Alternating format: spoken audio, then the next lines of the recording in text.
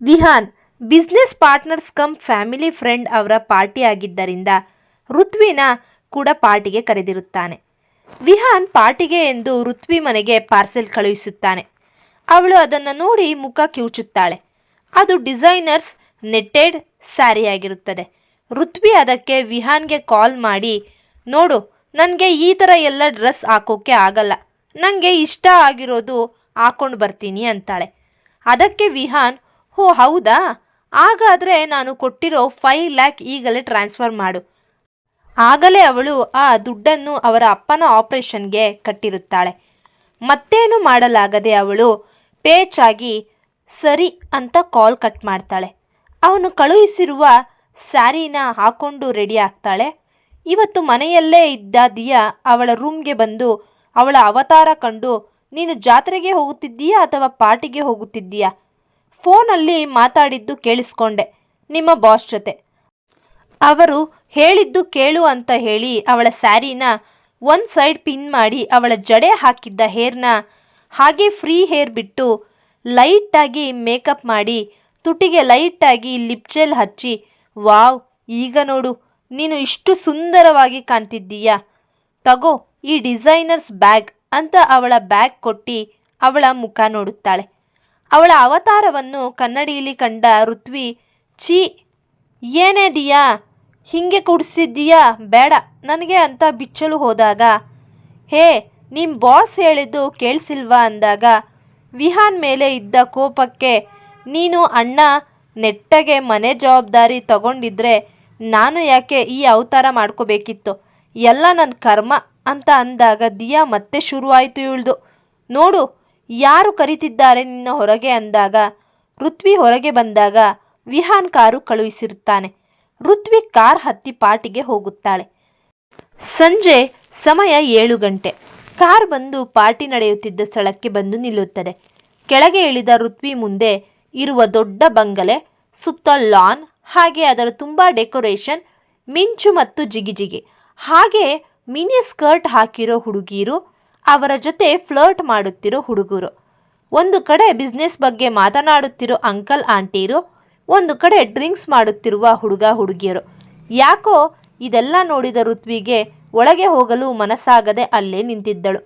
ಅದೇ ಸಮಯಕ್ಕೆ ವಿಹಾನ್ ಕಾಲ್ ಮಾಡಿ, ಎಲ್ಲಿದ್ದೀಯಾ, ಆಗಲೇ ಡ್ರೈವರ್ ಬಂದು 5 ನಿಮಿಷ ಆಯಿತು, ನೀನಿನ್ನೂ ಬಂದೇ ಇಲ್ಲ ಅಂತ ಹೇಳಿದಾಗ ಅವಳು ಬಂದೆ ಅಂತ ಫೋನ್ ಕಟ್ ಮಾಡುತ್ತಾಳೆ. ಇಲ್ಲಿವರೆಗೂ ಬಂದಾಗಿದೆ, ಇನ್ನು ಒಳಗೆ ಹೋಗೋದೆ, ಎಲ್ಲ ನನ್ನ ಕರ್ಮ ಅಂತ ಒಳಗೆ ಹೋಗುತ್ತಾಳೆ. ವಿಹಾನ್ ದೂರದಿಂದ ಅವಳು ಬರುತ್ತಿರುವುದನ್ನು ನೋಡಿ ಒಂದು ಕ್ಷಣ ಮೈ ಮರೆತು, ವಾವ್, ಬ್ಯೂಟಿಫುಲ್ ಅಂದರೆ ಅದೇ ಟೈಮ್ಗೆ ಪಾರ್ಟಿಲಿ ಸೀರೆಲಿ ಹುಡುಗಿರ ನೋಡಲೇಬಾರದು, ನಿಲ್ಲೆಲ್ಲ ಟೆಂಪ್ರೇಚರು ಅಂತ ಸಾಂಗ್ ಪ್ಲೇ ಆಗುತ್ತೆ. ಈ ಕಡೆ ವಿಹಾನ್ ಸ್ವಲ್ಪ ದೂರದಲ್ಲಿ ಒಂದು ಹುಡುಗರ ಗುಂಪು ನಿಂತಿರುತ್ತೆ. ಅದರಲ್ಲಿ ಒಬ್ಬ ಋತ್ವಿನ ನೋಡಿ, ಅಲ್ಲಿ ನೋಡ್ರೋ ಮಚ್ಚ, ಎಂಥ ಬ್ಯೂಟಿ, ಕೈ ತೊಳೆದುಕೊಂಡು ಮುಟ್ಟಬೇಕು ಅಂತ ಅಂದರೆ, ಇನ್ನೊಬ್ಬ ಅವಳ ಸೊಂಟ ನೋಡ್ರೋ ಹೇಗೆ ಬಳುಕ್ತಿದೆ ಅಂದ. ಇನ್ನೊಬ್ಬ, ಲೋ, ಅವಳ ಚೆರ್ರಿ ಥರ ಲಿಪ್ಸ್ ನೋಡ್ರೋ, ಒಂದು ಮುತ್ತು ಕೊಡಬೇಕು ಅನ್ನಿಸ್ತಿದೆ ಅಂದರೆ, ಇನ್ನೊಬ್ಬ, ಸೋ ಹಾಟಾಗೆ ಇದ್ದಾಳೆ ಅಲ್ವಾ ಮಚ್ಚ ಅಂತ ನಗುತ್ತಾರೆ. ಆದರೆ ಇದನ್ನೆಲ್ಲ ಅಲ್ಲೇ ಸ್ವಲ್ಪ ದೂರದಲ್ಲಿ ಇದ್ದು ಕೇಳಿಸಿಕೊಂಡಿದ್ದ ವಿಹಾನ್ಗೆ ಕೋಪ ನೆತ್ತಿಗೆ ಇರುತ್ತೆ. ಇನ್ನೇನು ಅವರ ಮೇಲೆ ಕೈ ಮಾಡಬೇಕು ಅಂದ್ಕೊಂಡು ಹೋಗಬೇಕಾದ್ರೆ ಋತ್ವಿ ದೂರದಿಂದ ಅವನ ಕಡೆ ಕೈ ಬೀಸುತ್ತಾಳೆ. ಆದರೆ ಅವಳಿಗೆ ಈ ಹುಡುಗರು ಮಾತನಾಡಿದ್ದು ಕೇಳಿಸಲಿಲ್ಲ. ಕೇಳಿಸಿದ್ದರೆ ಅವರ ಗ್ರಹಚಾರ ಕೆಟ್ಟಿರೋದು. ಋತ್ವಿ ಹತ್ತಿರ ಹೋದ ವಿಹಾನ್, ಎಷ್ಟೊತ್ತು ಬರೋದು, ಅಮ್ಮೋರ್ಗೆ ರಥ ತರಬೇಕೇನೋ ಇಲ್ಲಿವರೆಗೂ ಬರೋಕೆ ಅಂತ ಕೆಣಕ್ತಾನೆ. ಅವಳು ಏನು ಮಾತನಾಡದೆ ಸುಮ್ಮನೆ ಆಗ್ತಾಳೆ. ಋತ್ವಿಯನ್ನು ಈ ರೂಪದಲ್ಲಿ ನೋಡಿದ ವಿಹಾನ್ಗೆ ಒಂದು ಕ್ಷಣ ಮಾತು ಬರಲಿಲ್ಲ. ಅವನ ಕಣ್ಣಲ್ಲಿ ಆಶ್ಚರ್ಯ ಮತ್ತು ಮೆಚ್ಚುಗೆಯ ಭಾವವಿತ್ತು. ಆದರೆ ಅದನ್ನು ತಕ್ಷಣ ಮರೆಮಾಚಿ ಗಂಭೀರನಾದ. ಅವನು, ನಡಿ, ಕೇಕ್ ಕಟ್ ಮಾಡ್ತಾರೆ ಈಗ ಅಂತ ಅಲ್ಲಿಗೆ ಕರೆದುಕೊಂಡು ಹೋಗ್ತಾನೆ. ರಾಘು ಹಾಗೆ ಅವರ ವೈಫ್ ಜಾನಕಿ ಕೇಕ್ ಕಟ್ ಮಾಡುತ್ತಾರೆ. ಎಲ್ಲರೂ ವಿಶ್ ಮಾಡಿ ಅವರು ತಂದಿದ್ದ ಗಿಫ್ಟ್ ಕೊಟ್ಟು ಪಾರ್ಟಿ ಎಂಜಾಯ್ ಮಾಡಲು ಹೋಗುತ್ತಾರೆ. ವಿಹಾನ್ ಕೂಡ ಋತ್ವಿ ಜೊತೆ ಹೋಗಿ, ಹ್ಯಾಪಿ ಆನಿವರ್ಸರಿ ಅಂಕಲ್ ಆಂಟಿ ಅಂದು ಜಾನಕಿ ಅವರಿಗೆ ಡೈಮಂಡ್ ನೆಕ್ಲೆಸ್ ಗಿಫ್ಟ್ ಕೊಡುತ್ತಾನೆ.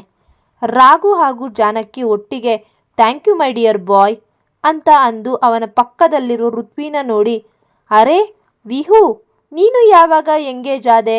ನಮಗೆ ಹೇಳಲೇ ಇಲ್ಲ.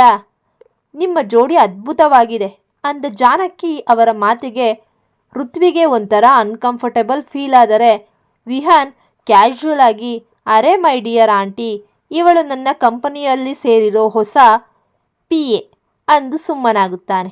ಅವರು ಓಹೋ ಸಾರಿ ಮೈ ಬಾಯ್ ಅಂದು ಯಾವುದೋ ಕಾಲ್ ಬಂತು ಅಂತ ರಘು ಅವರು ಹೋದರೆ ಜಾನಕಿ ಅವರು ಯಾರೋ ಫ್ರೆಂಡ್ ಕರೆದ್ರು ಅಂತ ಹೋದರು. ಈ ಕಡೆ ಋತ್ವಿ ಅವನ ಮುಖ ನೋಡಿ ಕೋಪ ಮಾಡಿಕೊಂಡು ಹೋದಳು. ಅಯ್ಯೋ ಇವಳಿಗೇನಾಯ್ತು, ನಾನೇನು ಮಾಡಿದೆ, ಅವರು ತಾನೇ ತಪ್ಪು ತಿಳ್ಕೊಂಡಿದ್ದು ಅಂತ ಅಂದ್ಕೊಂಡು ಅವನ ಫ್ರೆಂಡ್ಸ್ ಕರೆದ್ರು ಅಂತ ಡ್ರಿಂಕ್ಸ್ ಮಾಡಲು ಹೋದ. ಅರ್ಧ ಬಾಟ್ಲಿ ವಿಸ್ಕಿ ಕುಡ್ದವನು, ಹೇಳಿದ್ದೀನಿ ಅಲ್ವಾ ಕೆಲಸ ಇಲ್ದಾಗ ಅವನು ದೊಡ್ಡ ಕುಡುಕ ಅಂತ ಅಂದು ಋತ್ವಿ ಮುಖ ನೆನಪಾಗಿ ಎಲ್ಲಿ ಹೋದಳು ಇವಳು, ನಾನು ಇವಳ ಬಾಸ್ ಅಂತ ಅವಳನ್ನ ಹುಡುಕಿಕೊಂಡು ಹೋದ. ನಮ್ಮ ಹುಡುಗ ಎಷ್ಟೇ ಕುಡಿದ್ರೂ ಸ್ಟಡಿ ಮ್ಯಾನ್. ಈ ಕಡೆ ಋತ್ವಿ ಊಟ ಮಾಡುತ್ತಿದ್ದಳು. ಅದನ್ನು ನೋಡಿದ ವಿಹಾನ್ ಅವಳ ಹತ್ರ ಬಂದು, ಇಷ್ಟು ಬೇಗ ಊಟ ಮಾಡೋಕ್ಕೆ ಬಂದಿದ್ದೀಯಾ? ಯಾವತ್ತೂ ಊಟ ನೋಡಿಲ್ಲ ಅನ್ನೋ ಹಾಗೆ. ಹೋ, ನೀನು ಇಂಥ ಊಟ ಎಲ್ಲಿ ಮಾಡಿರ್ತೀಯ ಹೇಳು? ಒಳ್ಳೆ ಭಕ್ಷ್ಯ ಭೋಜನ ಅಲ್ವಾ, ಜಮಾಯಿಸು ಜಮಾಯಿಸು. ಮತ್ತೆ ಇಂಥ ಊಟ ಮಾಡೋಕ್ಕೆ ಆಗುತ್ತೋ ಇಲ್ವೋ? ಎಲ್ಲಿ ಬಿಡ್ತೀಯ ನಿನ್ನ ಮಿಡಲ್ ಕ್ಲಾಸ್ ಮೆಂಟಾಲಿಟಿ ಎಂದು ವ್ಯಂಗ್ಯವಾಗಿ ತೊತಲುತ್ತಾ ಹೇಳಿದಾಗ ಋತ್ವಿ ಏನೋ ಹೇಳಲು ಹೊರಟವಳು ಅವನು ಕುಡಿದಿರುವುದು ಕಂಡು ಸುಮ್ಮನಾಗುತ್ತಾಳೆ.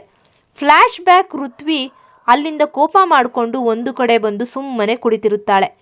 ಫ್ರೆಂಡ್ಸ್ ಜೊತೆ ಮಾತನಾಡುತ್ತಿದ್ದ ಜಾನಕಿ ಅವರು ಅವಳು ಒಬ್ಬಳೇ ಇರೋದನ್ನು ನೋಡಿ, ಅರೆ ಋತ್ವಿ, ಯಾಕೆ ಸುಮ್ಮನೆ ಕೂತಿದ್ದೀಯಾ, ಬಾ ಊಟ ಮಾಡು ಅಂತ ಫುಡ್ ಸೆಕ್ಷನ್ಗೆ ಹತ್ತಿರ ಕರ್ಕೊಂಡು ಹೋಗ್ತಾರೆ. ಅವಳು ಊಟ ಬೇಡ ನನಗೆ ಅಂತ ಎಷ್ಟೇ ಹೇಳಿದರೂ ಕೇಳದೆ ಅವರೇ ಇಲ್ಲಿರೋ ಸ್ಟಾಫ್ಗೆ ಊಟ ಕೊಡುವಂತೆ ಸನ್ನೆ ಮಾಡ್ತಾರೆ.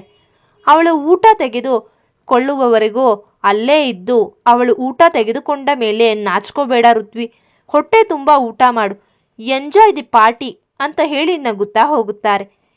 ಇನ್ನೇನು ಊಟ ವೇಸ್ಟ್ ಮಾಡಬಾರ್ದು ಅಂತ ಅವಳು ಆಗ ತಾನೇ ಊಟ ಮಾಡುತ್ತಿರುವಾಗ ವಿಹಾನ್ ಬಂದು ಕಿತಾಪತಿ ಮಾಡ್ತಾನೆ.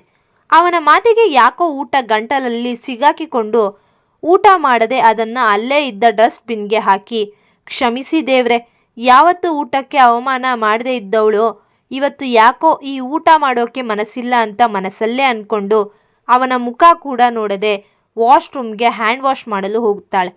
ಈ ಕಡೆ ಜಾನಕಿ ಅವರು, ಹೇ ವಿಹಾನ್, ಊಟ ಮಾಡು ಬಾ. ಹೌದು ಋತ್ವಿಯಲ್ಲಿ ಈಗ ತಾನೇ ನಾನೇ ಅವಳು ಎಷ್ಟು ಬೇಡ ಅಂದರೂ ಊಟ ಮಾಡಲು ಫೋರ್ಸ್ ಮಾಡಿ ಊಟ ಹಾಕಿಸಿಕೊಟ್ಟೆ, ತಿನ್ಲಾ ಇಲ್ವಾ, ತುಂಬ ಸಂಕೋಚದ ಹುಡುಗಿ ಅಂದು ಅಲ್ಲಿಂದ ಹೋಗುತ್ತಾರೆ. ವಿಹಾನ್ಗೆ ಯಾಕೋ ಮೊದಲ ಬಾರಿ ಅವನ ಮೇಲೆ ಅವನಿಗೆ ಬೇಜಾರಾಗುತ್ತೆ. ವಾಶ್ರೂಮ್ಗೆ ಹೋದವಳು ಹ್ಯಾಂಡ್ ವಾಶ್ ಮಾಡಿ ಸೀರೆ ಸೆರಗು ಸರಿ ಮಾಡಿಕೊಳ್ಳುತ್ತಿದ್ದಳು. ಹಿಂದೆಯಿಂದ ಡೋರ್ ಹಾಕಿದ್ದ ಶಬ್ದ ಕೇಳಿ ತಿರುಗಿ ನೋಡ್ತಾಳೆ. ಅಲ್ಲಿ ವಿಹಾನ್ ಅವಳನ್ನ ಮೋಹದಿಂದ ನೋಡುತ್ತಿರುವುದನ್ನು ಕಂಡು ಋತ್ವಿ ಕೋಪದಿಂದ, ಇಲ್ಲಿ ಯಾಕೆ ಬಂದ್ರಿ, ಅಷ್ಟು ಕಾಮನ್ ಸೆನ್ಸ್ ಇಲ್ವಾ, ಮೊದಲು ಇಲ್ಲಿಂದ ನಡೀರಿ ಅಂತ ಅವಳು ಬೈಯುತ್ತಿರುವಾಗಲೇ ಅವಳ ಹತ್ತಿರ ಹೋದವನು ಅವಳನ್ನ ಸಡನ್ ಆಗಿ ಹಗ್ ಮಾಡಿಬಿಡ್ತಾನೆ. ಒಮ್ಮೆಲೆ ಶಾಕ್ ಆದ ಋತ್ವಿ, ವಿಹಾನ್ ಅವರೇ ಏನು ಮಾಡ್ತಿದ್ದೀರಾ, ಬಿಡಿ ನನ್ನ ಅಂದರೆ ಎಣ್ಣೆ ಮಾಸ್ಟರ್ ವಿಹಾನ್ಗೆ ಆಗಲೇ ಅವನ ಹೊಟ್ಟೆ ಒಳಗಿದ್ದ ಪರಮಾತ್ಮ ಕೆಲಸ ಮಾಡಲು ಸ್ಟಾರ್ಟ್ ಮಾಡಿರುತ್ತಾನೆ. ಸಾರಿ ಋತು ಬಂಗಾರಿ, ನಿಂಗೆ ಹರ್ಟ್ ಮಾಡಿದೆ ಅಂತ ಸಣ್ಣ ಮಕ್ಕಳು ಅಳುವ ಹಾಗೆ ಹ್ಞೂ ಹ್ಞೂ ಅಂತ ಅಳುತ್ತಾನೆ. ಅವನ ಈ ಅವತಾರ ನೋಡಿ ಋತ್ವಿ, ಅಯ್ಯೋ ಇವನ್ಯಾವನೋ ಕುಡ್ಕ ಹತ್ತಿರ ಸಿಕ್ಕಾಕಿಕೊಂಡಿದ್ದೀನಲ್ಲ, ಎಲ್ಲ ನನ್ನ ಕರ್ಮ ಅಂತ ಅವನನ್ನು ದೂರ ಮಾಡಲು ಹೋಗುತ್ತಾಳೆ. ಅವನು ದೂರ ಸರಿಯೋದೆ, ಕ್ಷಮಿಸಿದ್ದೀನಿ ಅಂತ ಹೇಳೋವರೆಗೂ ನಾನು ಹಿಂಗೇ ಇರ್ತೀನಿ ಅಂತ ಅವಳ ಸೊಂಟವನ್ನು ಬಿಗಿಯಾಗಿ ಹಿಡಿದುಕೊಳ್ಳುತ್ತಾನೆ. ಅವಳಿಗೆ ಮೈಯೆಲ್ಲ ಕರೆಂಟ್ ಶಾಕ್ ಹೊಡೆದ ಹಾಗೆ ಆಗುತ್ತೆ. ಹೇ ಬಿಡೋ ನನ್ನ ಗೂಬೆ ಮುಗ್ತವನೆ, ಕುಡಿದು ಬಂದು ನಾಟಕ ಆಡ್ತಿದ್ದೀಯಾ, ಕೈ ಮುರಿದು ಹಾಕ್ಬಿಡ್ತೀನಿ ದರಿದ್ರದವನೆ, ಅಡ್ವಾಂಟೇಜ್ ತಗೊಂತಿದ್ದೀಯಾ ಅಂತ ಅವನನ್ನು ಗೋಡೆಗೆ ತಳ್ಳುತ್ತಾಳೆ. ಗೋಡೆಗೆ ಅವನ ಹಣೆ ತಾಗಿ ಸ್ವಲ್ಪ ರಕ್ತ ಬರುತ್ತೆ. ಅವನು ಕಿರುಚುತ್ತಾ, ಅಯ್ಯೋ ಮಮ್ಮಿ ಕಾಪಾಡಿ ಕಾಪಾಡಿ, ರಾಕ್ಷಸಿಯಿಂದ ನನ್ನನ್ನು ಸಾಯಿಸ್ಬಿಡ್ತಾಳೆ ಅಂತ ಕಿರ್ಚಿಕೊಳ್ಳುತ್ತಿರುತ್ತಾನೆ. ಅವನ ಆಡೋದು ನೋಡಿ ಋತ್ವಿ ತಲೆ ಮೇಲೆ ಕೈ ಹೊತ್ಕೊಂಡು, ಅಯ್ಯೋ ನಾನು ಎಲ್ಲಿಗೆ ಬಂದು ಸಿಗಾಕೊಂಡೆ, ಅಂತ ಅವನ ಬಾಯನ್ನು ಮುಚ್ಚಿ ಸುಮ್ಮನೆ ಇದ್ರೆ ಸರಿ, ಇಲ್ಲ ಅಂದರೆ ನೀರಿನ ಟ್ಯಾಪ್ ಕೆಳಗೆ ನಿನ್ನ ತಲೆ ಇಡ್ತೀನಿ ಅಂತಾಳೆ. ಅದಕ್ಕೆ ವಿಹಾನ್ ಒಂದು ಕಿಸ್ಸಿ ಕೊಡು, ಸುಮ್ಮನೆ ಆಗ್ತೀನಿ ಅಂತಾನೆ. ಅವನು ಆಡೋ ರೀತಿ ನೋಡಿ ಋತ್ವಿ, ಹೋ ಕಿಸ್ಸಿ ಬೇಕಾ ನಿನಗೆ ಅಂತ ಅಲ್ಲೇ ಇದ್ದ ಪೊರಕೆ ತಗೊಂಡು ಅವನಿಗೆ ಹೊಡೆಯಲು ಸ್ಟಾರ್ಟ್ ಮಾಡ್ತಾಳೆ. ಅಯ್ಯೋ ಅಮ್ಮ ರಾಕ್ಷಸಿ ಅಂತ ವಿಹಾನ್ ಡೋರ್ ತೆಗೆದು ಅಲ್ಲಿಂದ ಓಡಿ ಹೋಗ್ತಾನೆ.